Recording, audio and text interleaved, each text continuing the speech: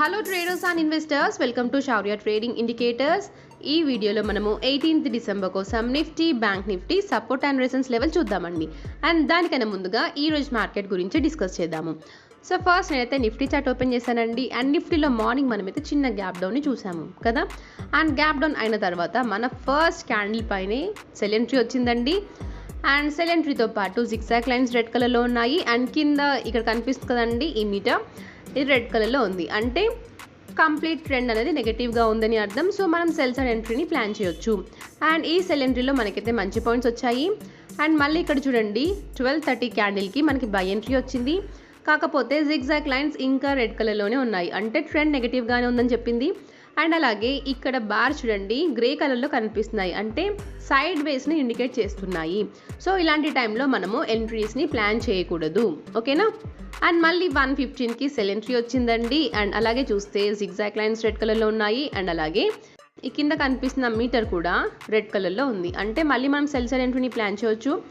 And ఇక్కడ చూడండి, మన టార్గెట్ వచ్చేసి 24,300 కదండి.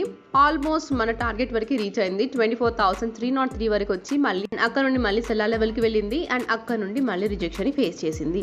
సో ప్రస్తుతానికైతే మార్కెట్ ట్రెండ్ నెగటివ్గానే ఉందండి. అండ్ అలాగే చూస్తే రేపటి కోసం మన ఫస్ట్ సపోర్ట్ 24,235 నుండి 24,198. ఒకవేళ ఈ సపోర్ట్ కనుక బ్రేక్ అయిందంటే నెక్స్ట్ సపోర్ట్ వచ్చేసి 24,164 నుండి 24,081.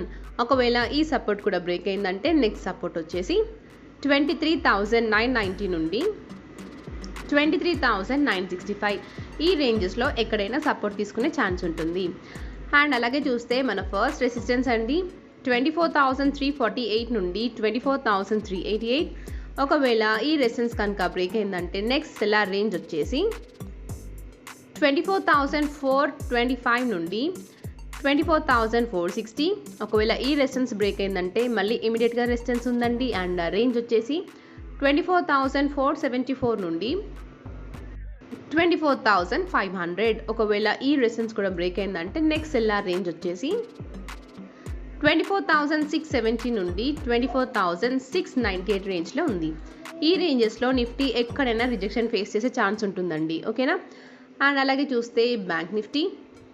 సో బ్యాంక్ నిఫ్టీ చూడండి, మార్నింగ్ నుండి ట్రెండ్ నెగటివ్గానే ఉంది. అండ్ మన ఇండికేటర్స్ ప్రకారంగానైతే సెల్ ఎంట్రీ వచ్చింది. అండ్ మన టార్గెట్స్ కూడా హిట్ అయిపోయాయి. అండ్ మళ్ళీ చూడండి ఇక్కడ, అంటే 12:30 తర్వాత కాస్త సైడ్ వేస్ని ఇండికేట్ చేసే క్యాండిల్స్ ఫామ్ అయ్యాయి. సో ఇక్కడైతే మనకి బై ఎంట్రీ వచ్చిందండి. కాకపోతే జిగ్జాగ్ లైన్స్ రెడ్ కలర్లో ఉన్నాయి. అండ్ కింద కనిపిస్తున్న మీటర్ కూడా రెడ్ కలర్లో ఉంది. సో ఇలాంటి టైంలో మనం బై సైడ్ ఎంట్రీస్ని ప్లాన్ చేయకూడదు. అండ్ తర్వాత మళ్ళీ మన సెల్ ఎంట్రీ వచ్చింది. అండ్ ఇంకా మన టార్గెట్ మన పెండింగ్లోనే ఉంది.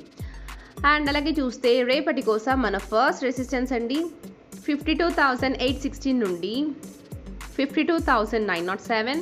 ఒకవేళ ఈ రెసిస్టెన్స్ కనుక బ్రేక్ అయిందంటే నెక్స్ట్ రెసిస్టెన్స్ వచ్చేసి 53,183 నుండి 53,281.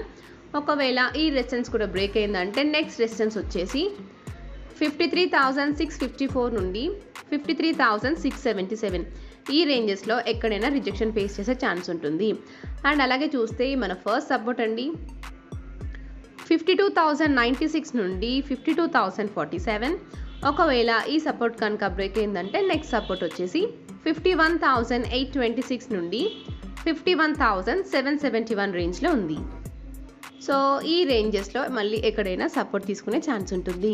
15 మినిట్స్ టైం ఫ్రేమ్ ప్రకారంగా చూస్తే మన సపోర్ట్ వచ్చేసి 52,446 నుండి 52,267 రేంజ్లో ఉందండి. ఈ రేంజ్లో మళ్ళీ బ్యాంక్ నిఫ్టీ సపోర్ట్ తీసుకునే ఛాన్స్ ఉంటుంది. ఒకవేళ ఈ సపోర్ట్ కూడా బ్రేక్ అయిందంటే నెక్స్ట్ సపోర్ట్ వచ్చేసి 51,915 నుండి 51,739 రేంజ్లో ఉంది.